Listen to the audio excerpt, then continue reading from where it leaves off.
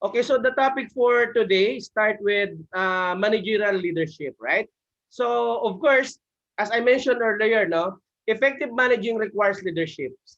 No? So it is seldom possible to segregate the behavioral functions of managership and leadership. It is very maybe it is because every act of influence on a matter of organizational relevance is in some degree of act of leadership. So a manager organizes, directs, and control various activities of the enterprise directed towards specific ends. And a leader, on the other hand, inspires confidence and trust in his boundaries or subordinates, gets maximum cooperation from them, and guides their activities on organized effort. So to discuss with us, yes, Madam, take it away. You so much. So, good afternoon, everyone. I'm Tasham Ping po, and my topic for this session is managerial leadership. So, yun nga po, I was supposed to discuss this topic last session, but my presentation corrupted. So, ayan nga po, kasalanan yan ng mga pag-download ng template sa online. So, I would like to thank Doc Marmelo for giving me the consideration po and the chance to report this topic together with the second batch po. Okay, so since Sir Ilaw po was already able to discuss this topic last time, so iba naman po yung topic niya regarding the deployment of managerial leadership in Able to Win. So, and also he was able na to cover the style of managerial leadership. So, ang ginawa ko po sa part ko is nag-move backwards po ako. So, for this session, aalamin natin kung paano ba nabuo ang managerial leadership and kung bakit siya naging kind of leader na need of the hour in the 21st century. So medyo nagtutugma po ako sa introduction ni Dean kanina. So my objectives po for this presentation. Next po, Ma'am Shane. My objectives po for this session is I will be discussing in detail kung ano ba yung difference ng leadership and management. So what exactly is management? On the other hand, what exactly is leadership? Kasi yung sinasabi ni Doc kanina na maraming nagtatalo, dito kasi napakaraming assumptions na ng mga tao. So for instance, yung leadership po kasi sinasabi nila is equals to management. Sabi nila, they are equal. They do the same things. They are just synonyms. So also, meron ding ibang assumption, some says leadership and management are not equal. So meron ding nagsasabi na they are completely different with each other. Lastly, meron ding nagsasabi na leadership and management are complementary.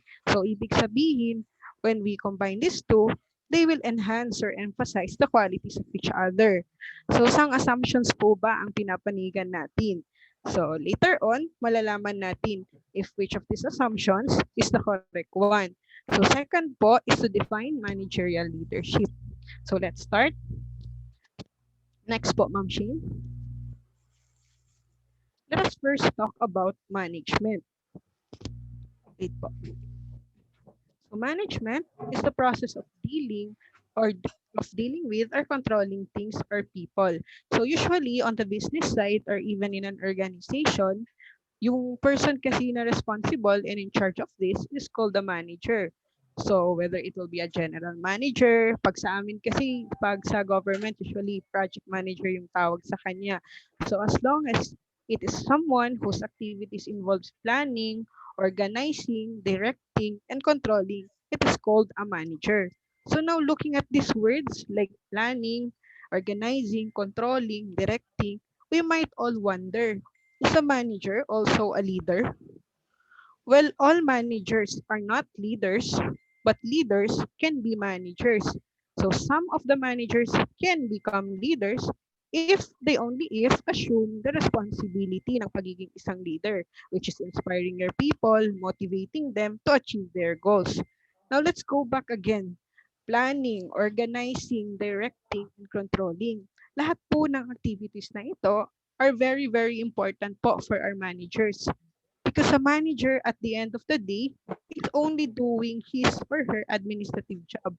He is not somebody who is using his mind of his own. He is not somebody who looks at his own self while he's performing his duties. He is just following orders and provide the same to his coworkers. So napakarami pong duties and responsibilities na given to a manager. And yung mindset nila, all he has to do is to administer these duties and responsibilities. So kung ang isang employee ng organization might want to follow a manager, this is just because takot siguro sila or responsibility nila o ginagawa lang nila kasi trabaho nila yon. So next po Ma'am Shane. On the other hand, ano ba ang leadership? So leadership is the process to which leaders influence the values, behavior, and attitude of people. So sabi nila, a leader is meant, a leader is born. Pero ngayon, leadership can also be acquired. With the right motivation and guidance, we just need to develop self-discipline in our professional and personal life in order or uh, para maging effective leader. So a leader is very different po from a manager. May own personality siya and he has his own way of doing things which truly charm the people around him. So again, all managers can be a leader. In fact, kahit sino po sa atin pwedeng maging leader. So to be a leader, it does not necessarily mean na kailangan mo magkaroon ng authoritative position in an office.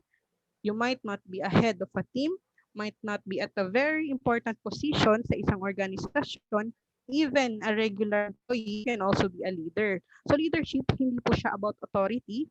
It is not always about the position you might want to occupy in any organization. So you just need to believe in yourself and have faith in your abilities para po magkaroon ng followers. So yun nga po, a leader motivates members to perform well. Ang isang leader para siyang laging may energy and enthusiasm sa ginagawa niya. He loves to show them direction. This is what we need to do. And he does not always take the employee along with him, but he will just show them the way and motivate them in achieving their goals. So next po, Ma'am Shing. So basically, these are the main difference between a leader and a manager. So if a manager provides resources by allocating it efficiently like financial resources, inventory, ito ang ating mga standard operating procedures. A leader always believes naman to achieve great things. So you need to create ambitious and inspiring vision. So ini-envision na nila yung future and passionately believe na kaya nilang gumawa ng difference. So they create clear visions of how things can be done better. So also, a leader considers all opportunities. So they make the right choice, they focus on it, and they take action. They always believe na kung ifa-follow mo yung opportunities, nagte-take ka ng responsibility and you free yourself to create more positive situations for you. While a manager reduce risk, meron silang they automatically see and identify all of the potential risk and reduce it. So, kumbaga, they are preventing threats agad-agad. So, a manager coordinates. So, kinokontrol niya ang mga tao niya by pushing them into the right direction. While leaders, they inspire, they coach followers, they motivate, they energize people at lalong-lalo na they recognize achievements in order to create another self-leaders too and empower them. So leader leads improvisation. Ibig sabihin, they are working on the system for the improvement of project and make changes to the existing system. While managers lock you in a status quo, ibig sabihin kung ang leader nag-work on the system, managers are working in the system. So they are doing the daily work or routine of the system. Kung ano yung naging routine mo, kahit ilang taon na yung lumipas, yun at yun pa rin ang ginagawa ng isang manager. And lastly, a leader always does right things and managers does things right. So, ang isang leader po, they always feel that right things has to be done at the right place and at the right time, while managers don't. Is only focused on getting the work done right. So a manager will always adhere to the policies and procedures of his or her organization. So next po, Ma'am Sheen. Wait. Next po. So what if we synergize these two? What if i-combine natin yung skills ng isang managers at qualities ng isang leader? Therefore, we create empowerment. So empowerment po is really essential because we are setting the employees' expectation, we are setting goals to accomplish the main purpose of their work. So yung mga employees natin, mafe-feel nila, they can also take control of their job. They can make decisions and use skills they never knew they could use. So next, now that we are empowered, magkakaroon na rin tayo ng maraming achievements, and with the great teamwork, we can generate new innovations, and above all of this, we are now capable of producing successful output because we are effective. So yun po ang ibig sabihin ng managerial leadership. Next po, Ma'am Shane. We are combining the skills of a manager and yung qualities po ng pagiging leader. So nakikita po natin na yung concept na ito ay napaka-importante lalo na sa panahon ngayon, competitive na yung mga market natin, yung organizations, yung mga businesses. So the item itself suggests na kailangan yung pag-bring together ng managerial and leadership role para mas makagawa tayo ng more effective task performance, organizational effectiveness, and human satisfaction. So yung manager, nakikerry niya na yung skills ng pagiging isang leader and have now a delicate balance between visioning, energizing employees, having genuine concern for them, which with this, they can enhance the organizational process to achieve a group goal accomplishment. So sa panahon ngayon, we need a blend of both leaders and management and managers to lead global organization in the current business environment because a managerial leader is someone who can reshuffle their roles and responsibilities according sa situation to accomplish the goals. So sabi nga nila, tinatawag natin sila ngayon na transformational leaders. So managerial leadership calls for exploring soft leadership, which is the need of the hour in today's world. Global organization need leaders who knows how to manage and managers who knows how to lead. So sana po magkaroon tayo ng mga training para sa pagbuo ng mga managerial leadership or global organization must provide trainings for managerial leadership in order to overcome volatility, uncertainty, complexity, and ambiguity. O, just to save time po and to avoid costly mistakes. So, with this, sana po may nakuha po tayo. That's the end of my presentation po. Thank you.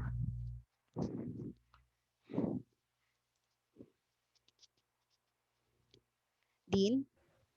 Okay, so to give you some additional inputs for the topic, Thank you, Dean. excuse. Again, as I mentioned earlier, no, a manager organizes, no, directs and control various activities of the company or the enterprise, directed toward specific. Wait lang for a while. Just want to. Nakaon na pala. Okay. So towards a specific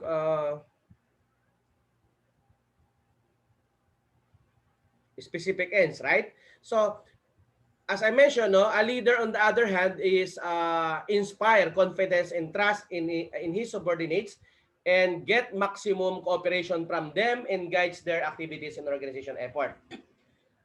Specifically, no, managerial leadership is behavior that elicits voluntary follower behavior beyond that associated with required performance on a job.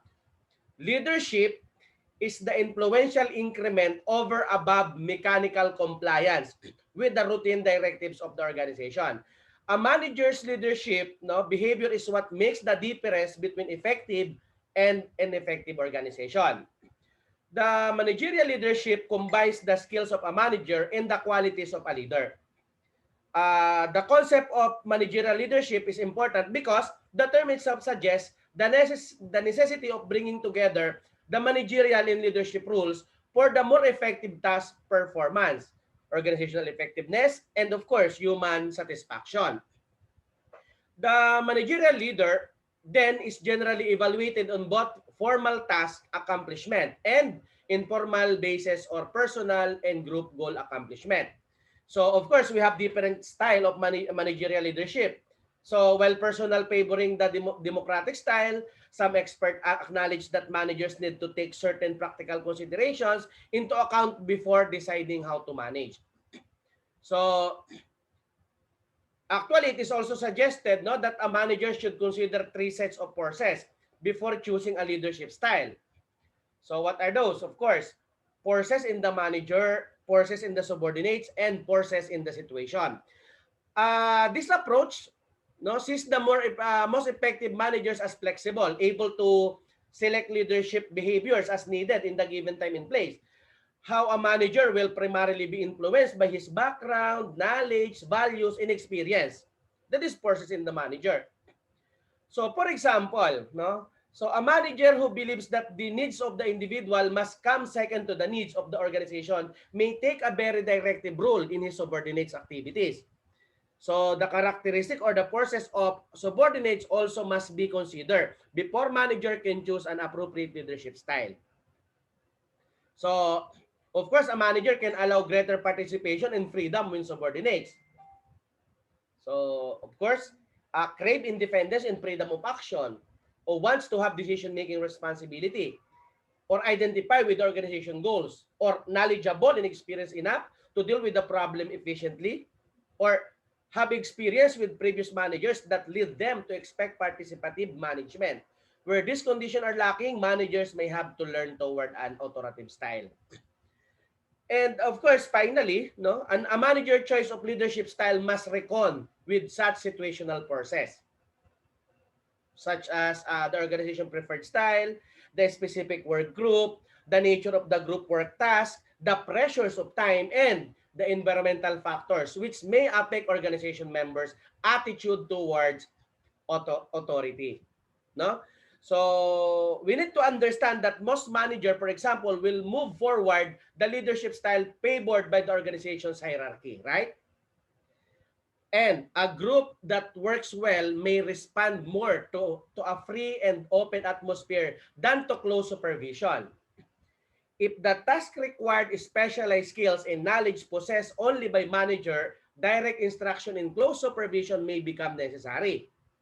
In situations where quick decisions are essential, even democratic managers may avert to an authoritative leadership style. Di po ba? Okay. So, of course, we're saying we have the managerial leadership like boss-centered leadership and we have subordinate-centered leadership. No? So, when we say boss-centered, we use a maximum authority by the manager, too little freedom for subordinates. And in on the other hand, when we say subordinate-centered leadership, minimum use of authority by the manager. So bigger area of freedom for subordinates to take actions na, and to functions within limits defined by manager. Okay, so that's end the first topic.